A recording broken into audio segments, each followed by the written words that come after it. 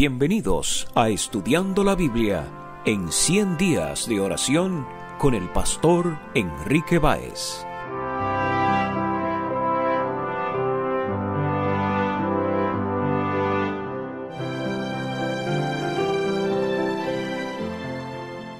Hola, te saluda el pastor Enrique Báez. En este día, nuestra reflexión está basada en Mateo capítulo 12, versículo 31. Por tanto os digo, todo pecado y blasfemia será perdonado a los hombres, mas la blasfemia contra el Espíritu no les será perdonada.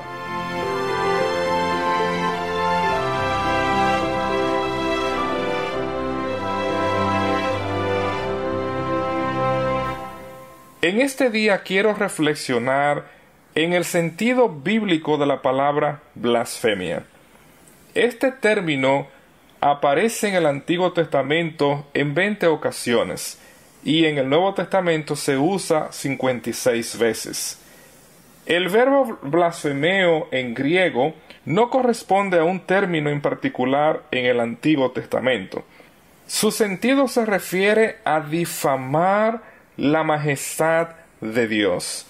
En el libro de Segundo Reyes, capítulo 19, versículo 4, encontramos cómo los asirios reducen el poder de salvación de Dios para sus hijos. Quizá oirá Jehová tu Dios las palabras del Rabsaces, a quien el rey de los asirios su señor ha enviado para blasfemar al Dios viviente y para vituperar con palabras, las cuales Jehová tu Dios ha oído.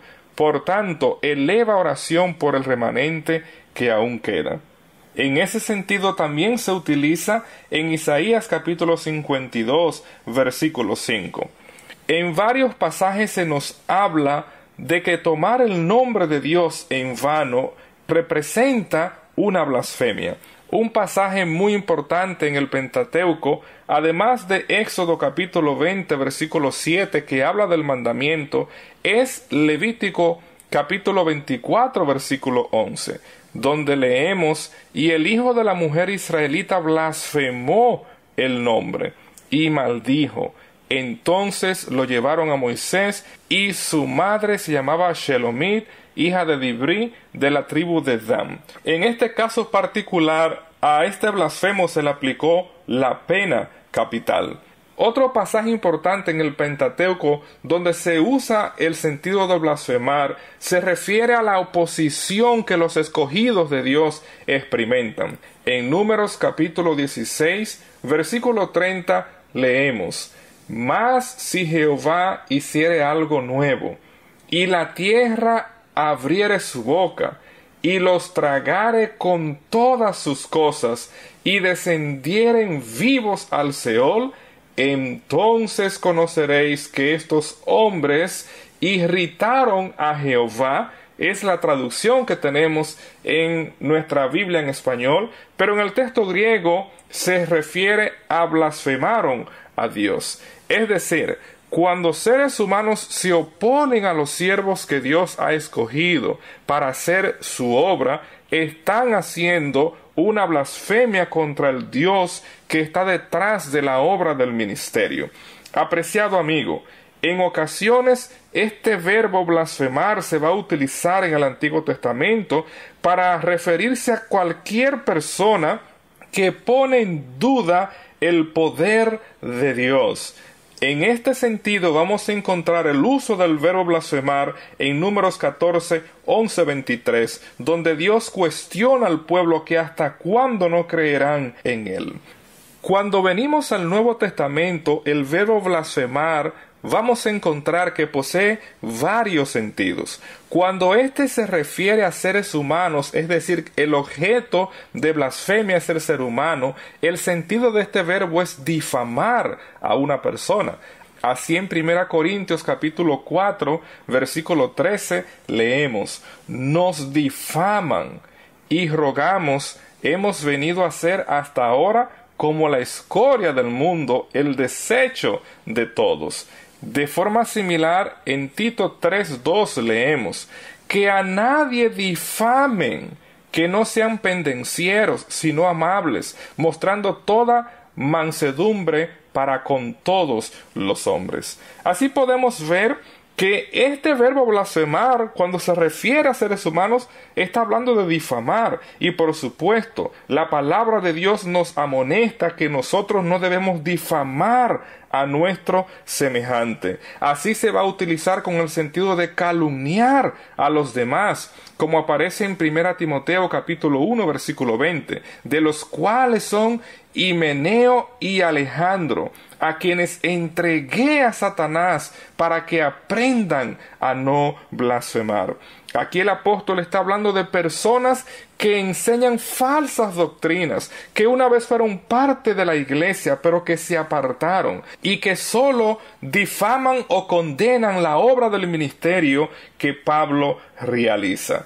Cuando nosotros encontramos el uso de este verbo en relación a Dios, vamos entonces a ver el sentido literal, religioso, de lo que implica una blasfemia. Así en Apocalipsis capítulo 13, versículo 6, nosotros leemos: y abrió su boca en blasfemia, hablando de la bestia, contra Dios, para blasfemar de su nombre, de su tabernáculo y de los que moran en el cielo.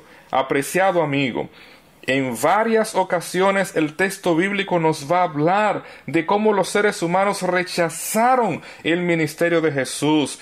Aún en el contexto de la cruz, nosotros vamos a leer cómo los hombres injuriaban al Maestro cuando Él fue crucificado. Uno de los pasajes que nos habla al respecto es Marcos capítulo 15, versículo 29, al igual que Mateo capítulo 27, versículo 44. Cuando nosotros rechazamos la obra de salvación que Jesucristo vino a realizar a este mundo, en ese contexto el Nuevo Testamento va a utilizar la palabra blasfemia. Sí es real que en varias ocasiones el texto sagrado nos va a hablar de la blasfemia contra Dios, la blasfemia contra su nombre, como leemos en Romanos capítulo 2, versículo 24, porque como está escrito, el nombre de Dios es blasfemado entre los gentiles por causa de vosotros. Apreciado amigo, cuando nosotros decimos ser cristianos pero no damos un buen testimonio, tristemente los incrédulos terminan blasfemando el nombre de Dios por culpa de nosotros. En ocasiones, en empresas donde trabajan personas que sirven a Dios, sus compañeros se sienten desalentados al ver el mal testimonio que se presenta.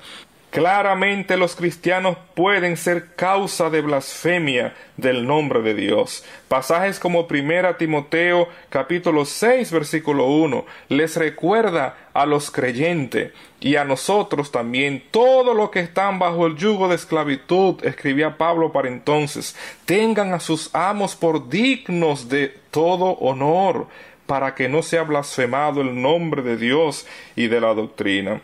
En estos versículos se presentan la blasfemia que nosotros podemos causar a Dios. Pero cuando venimos a nuestro pasaje y leemos donde Jesús afirma que todo pecado que el hombre comete puede ser perdonado excepto la blasfemia contra el Espíritu Santo, yo quiero explicar este sentido. La palabra de Dios nos afirma en varios lugares en el Antiguo Testamento que Dios perdona el pecado de sus hijos que se arrepienten, como es presentado en el Salmo 25, versículo 11. Pero además el texto sagrado se nos habla que aquel que cometía un pecado de la mano erguida, como se le conocía en Números 15, 30 y 31, el tal era cortado del pueblo de Dios, porque pecar con soberbia se refería a ver a Dios como irrelevante, a no tomar en cuenta su palabra, a despreciar la revelación divina. Cuando nosotros venimos a este pasaje de Mateo capítulo 12 versículo 31, el sentido del pecado contra el Espíritu Santo se refiere específicamente a una activa resistencia a la persona que obra la salvación en nuestras vidas. El Espíritu Santo es el medio a través del cual nosotros somos convencidos de pecado, y cuando nosotros nos resistimos a arrepentirnos y perseveramos en nuestros pecados, estamos entrando en una senda peligrosa que puede guiarnos a cometer el pecado imperdonable, que es la blasfemia contra el Espíritu Santo. Este pecado es el pecado contra el medio de la salvación. En otras palabras, es no arrepentirnos del pecado. El Espíritu Santo obra en nuestras vidas a fin de llevarnos al arrepentimiento. Como dice el apóstol en Hebreos 3, 7 y 8, si oyeres hoy su voz, no endurezcáis vuestros corazones. Apreciados amigos, todo pecado puede ser perdonado, excepto el pecado del cual yo no me arrepiento y no pido perdón. Si hoy tú y yo abrimos nuestros corazones al poder del Espíritu Santo y aceptamos nuestros pecados y nos arrepentimos y pedimos perdón, entonces tú y yo podemos disfrutar la bendición de ser perdonados y ser restaurados mediante el poder del Espíritu Santo. Que en este día, una vez más, tú y yo podamos entregar nuestras vidas por completo y permitamos que la obra del Espíritu Santo continúe realizándose en nuestras vidas hasta aquel día que Jesús se manifieste en gloria y majestad en las nubes de los cielos. Que Dios te bendiga. Jesús, Jesús, Jesús, oh cuán dulce tu nombre es, mi Redentor Jesús, cuál aroma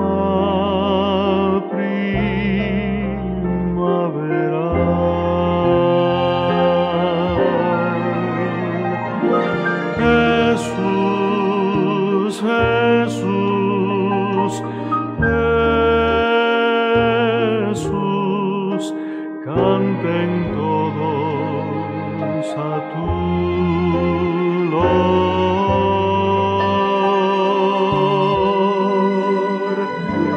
Todo pronto terminará,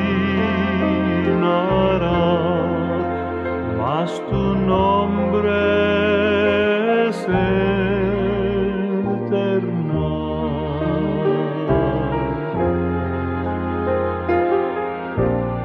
Jesús, la sola mención de su nombre puede calmar la tormenta, sanar al doliente, resucitar a los muertos.